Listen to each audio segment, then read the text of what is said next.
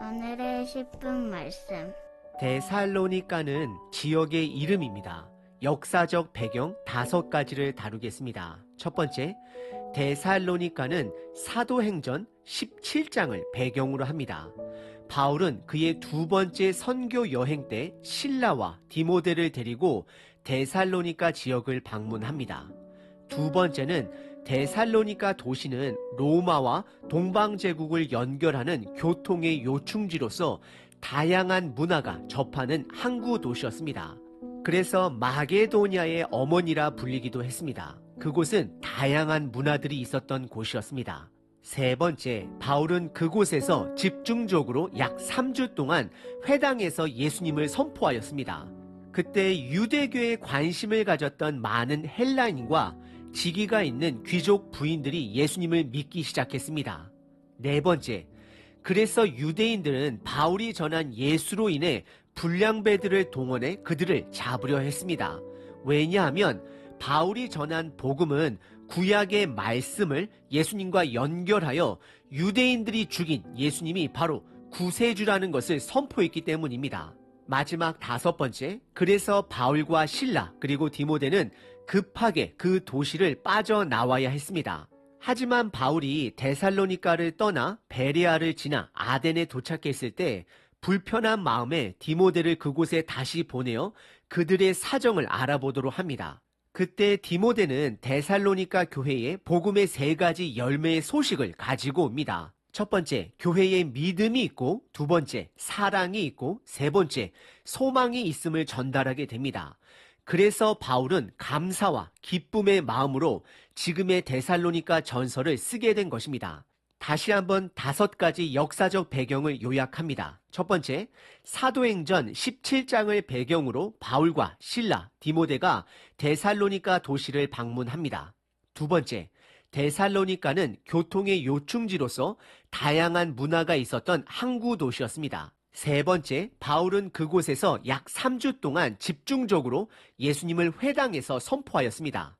네 번째, 유대인들이 불량배를 동원해 바울을 잡으려 했습니다. 마지막 5번째, 하지만 바울과 그의 일행들은 안전하게 몸을 피했습니다. 그리고 디모데를 나중에 그들에게 보내 그들의 상황을 파악했습니다. 지금 이 시대는 모범이 되는 교회, 목사, 성도들이 점점 사라져가는 시대 속에 살아가고 있습니다.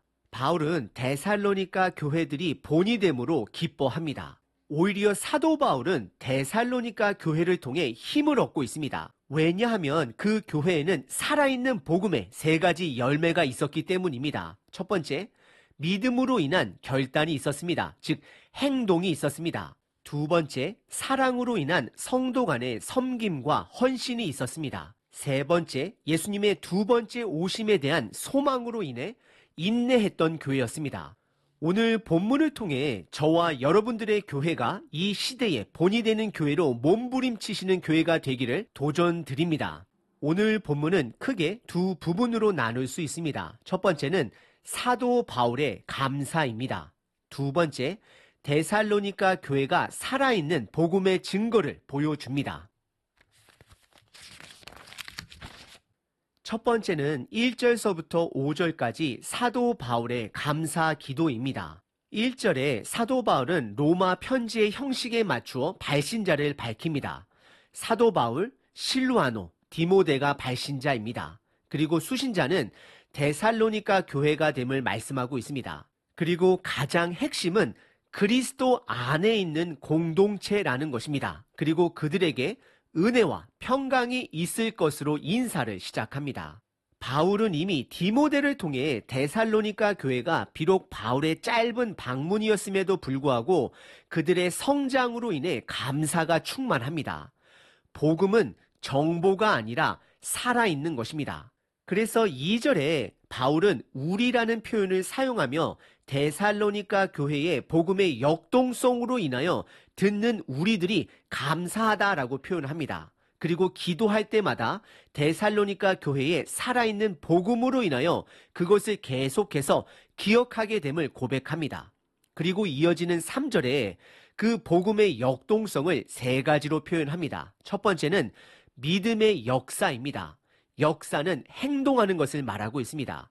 믿음이 있기 때문에 핍박이 있을지라도 데살로니가 교회는 믿음의 행동들이 있었습니다.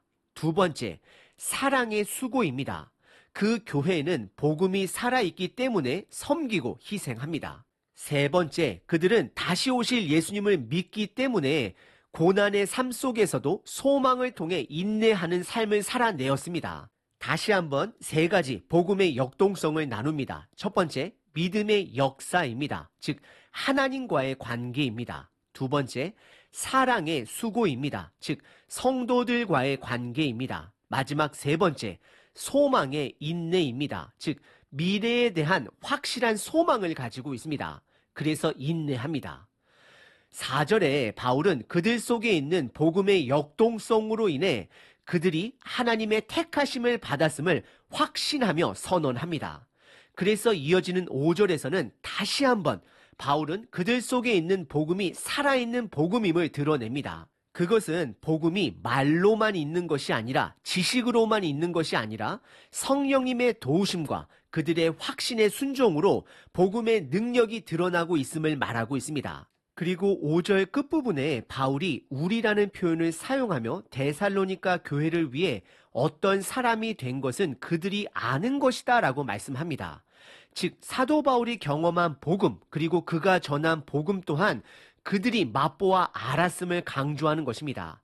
3절부터 5절입니다.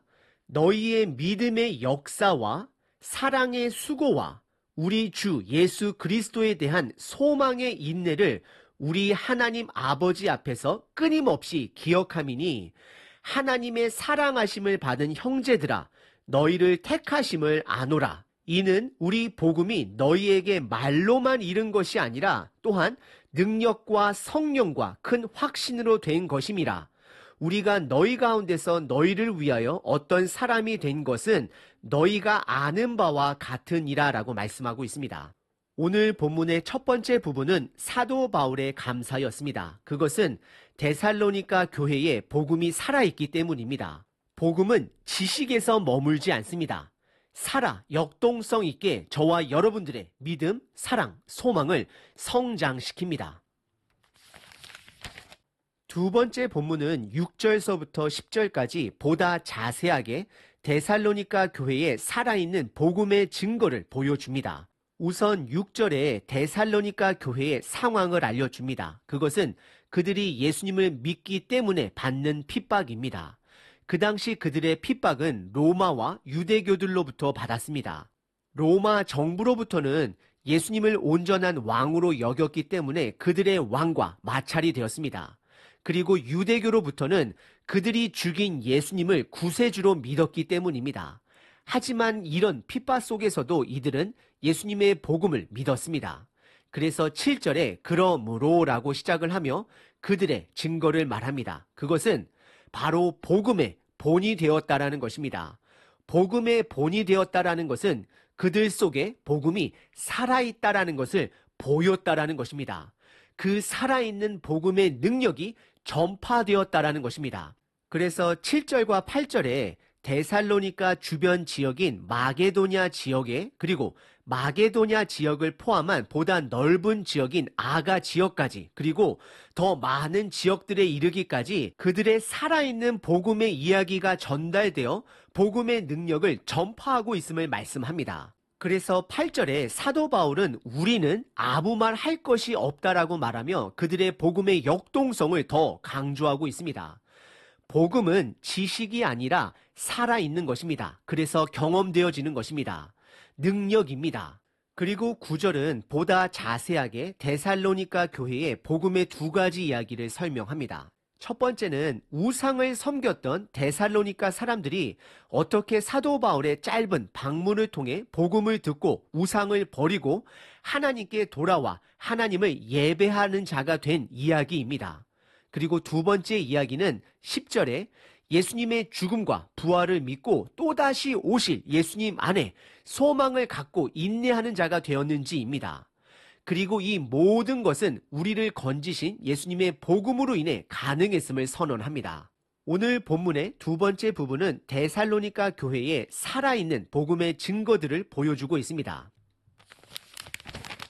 데살로니가와 같은 교회는 지금도 존재합니다. 왜냐하면 복음은 살아있기 때문입니다. 데살로니가 교회는 복음을 들은 지 얼마 되지 않은 교회입니다. 그럼에도 불구하고 그들 속에는 복음의 역동성이 존재했습니다. 생명력이 존재했습니다.